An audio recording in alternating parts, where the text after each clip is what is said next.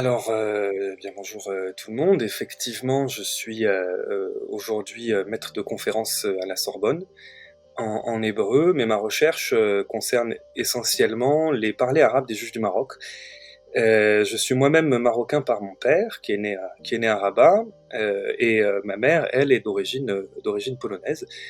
Donc il y a eu certaines formes de transmission de la marocanité ou de certains aspects de la culture marocaine, mais je n'ai pas grandi dans un foyer marocain et je suis allé par moi-même à la rencontre de beaucoup d'éléments de cette culture qui, dans les migrations, et comme en France, pour ce qui est le cas de ma famille, ont tendance à se perdre petit à petit. Il y a en fait, le judaïsme marocain a des racines extrêmement anciennes à l'intérieur du Maroc, et en fait d'une certaine manière également les Juifs d'Afrique du Nord ont des origines très anciennes également en Algérie, en Tunisie, en Libye. Ce qui s'est passé au Maroc est assez singulier, déjà puisque on pense qu'on peut faire remonter l'histoire juive à quasiment 2000 ans. Certains disent même peut-être un peu plus, d'autres disent un petit peu moins. Mais c'est-à-dire que les Juifs du Maroc ont été acteurs et spectateurs, les deux, de toutes les périodes des différentes cultures marocaines. Ils ont évolué dans l'amazirité pendant très longtemps, puis dans l'arabité, en contact avec l'islam pendant des siècles et des siècles. Puis ce qu'on appelle aussi la période moderne, l'exode rural, l'arrivée des Français en Afrique du Nord. Donc il y a eu énormément de périodes dans lesquelles qui ont beaucoup influé sur la culture marocaine, et les Juifs ont toujours été, comme je vous le disais à l'instant, à la fois des spectateurs de ce qui se passait, mais aussi des acteurs.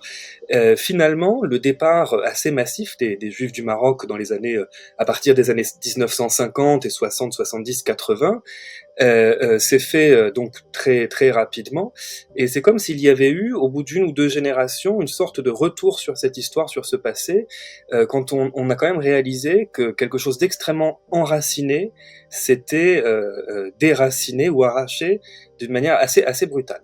Et je pense que dans beaucoup de familles, il y a eu des histoires différentes de départ, pour différentes raisons, pour différentes destinations, mais que partout, là où on a eu des communautés juives marocaines qui se sont installées, on a le maintien quand même de certaines traditions, parfois culinaires, parfois linguistiques, parfois d'attachement historique, et que ça travaille beaucoup les nouvelles générations, qui sont nées dans d'autres pays, qui ne sont pas nées au Maroc, mais qui voient cette dissonance qu'il y a à la fois entre une culture extrêmement ancienne et extrêmement enracinée, et en même temps un détachement qui s'est fait d'un seul coup.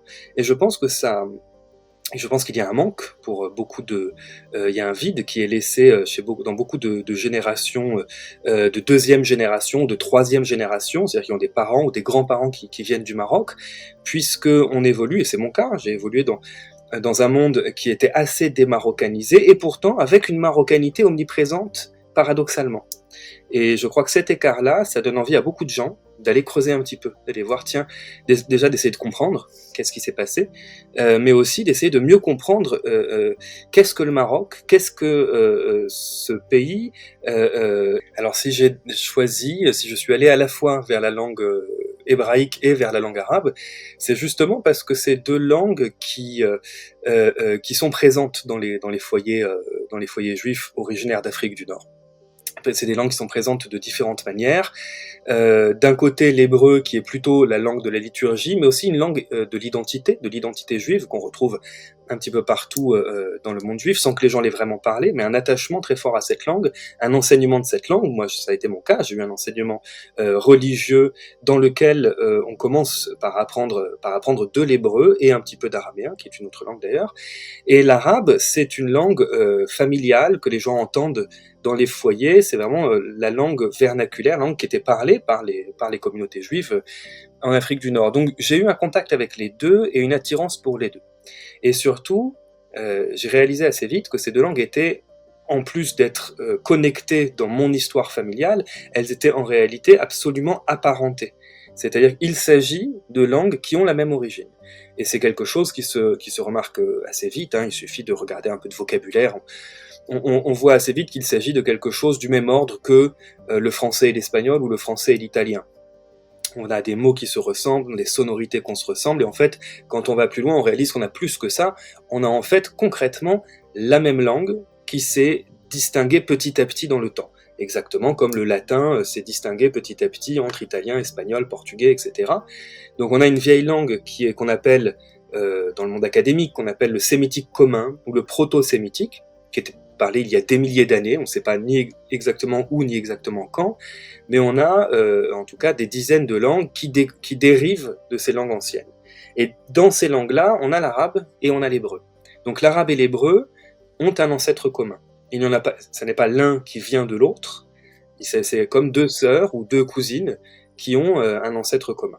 Je pense que en tout cas, comment dire, ces deux langues sont très proches, et c'est vrai que ça peut aussi créer chez le locuteur le fait de réaliser qu'il y a dans les cultures juives et musulmanes, qu'il y a beaucoup de similitudes dans les cultures linguistiques, mais aussi dans les cultures religieuses, dans les pratiques religieuses. On a beaucoup de choses en commun.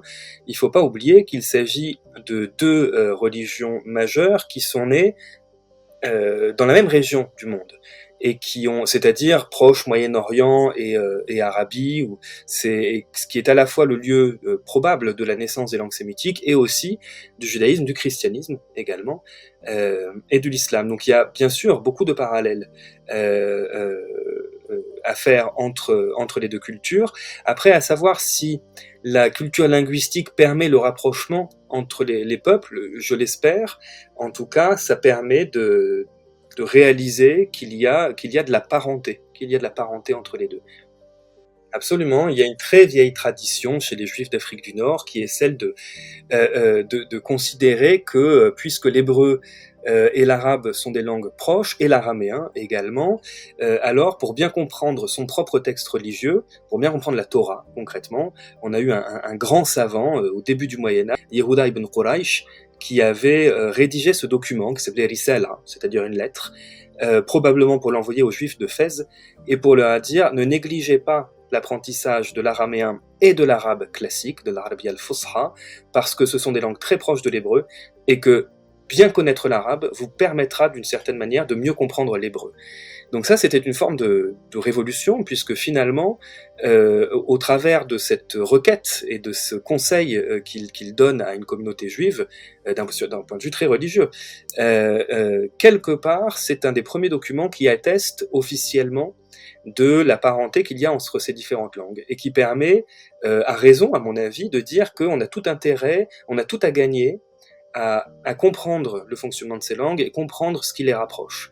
Parce que c'est en comprenant bien les différents contextes linguistiques autour de l'hébreu qu'on comprendra mieux l'hébreu. Donc ce Yehuda ibn Quraysh avait demandé aux communautés de ne surtout pas négliger l'apprentissage de l'arabe et de l'arabe classique. Cette manière de faire c'est quelque part maintenu jusqu'à l'université en Europe au XVIIe et XVIIIe siècle, qui a continué cette fois d'une manière un peu différente, académique, avec une méthodologie qui n'est pas la même, mais en tout cas à comparer les langues. Et dans le monde de l'université, on a élargi la famille des langues sémitiques, on a compris que effectivement l'arabe, l'hébreu et l'araméen étaient apparentés, c'est pas juste des langues qui se ressemblent par hasard, c'est qu'elles ont la même origine, mais d'autres langues également. Petit à petit, on a rajouté un certain nombre de langues d'Éthiopie, d'autres langues du Proche et du Moyen-Orient ancien, le babylonien, l'assyrien, l'ougaritique. Donc on a reconstruit comme ça toute une famille de langues grâce à des sources documentaires historiques, des textes qu'on trouve, qu'on déchiffre, etc. On a réussi à remonter un petit peu à toute la famille. Et donc il y a une tradition chez certains juifs d'Afrique du Nord, finalement, qui a commencé d'une certaine manière avec ce Yehuda ibn Quraysh, à travailler sur ces différentes langues, puisque par définition, les juifs qui évoluaient au Maroc, les enfants juifs qui allaient à l'école juive, parlaient l'arabe dialectal, une forme particulière d'arabe dialectal, je pourrais revenir dessus tout à l'heure, donc une forme spécifique de l'arabe marocain, et allaient à l'école apprendre l'hébreu classique et l'araméen. Donc, dans leur évolution, même dès l'enfance, ils étaient confrontés à 3 langues sémitiques. C'est-à-dire que on a créé des profils comme ça de jeunes écoliers quasiment qui pouvaient quasiment être prédestinés à jouer en tout cas avec la proximité entre ces langues, ou en tout cas en avoir une certaine conscience.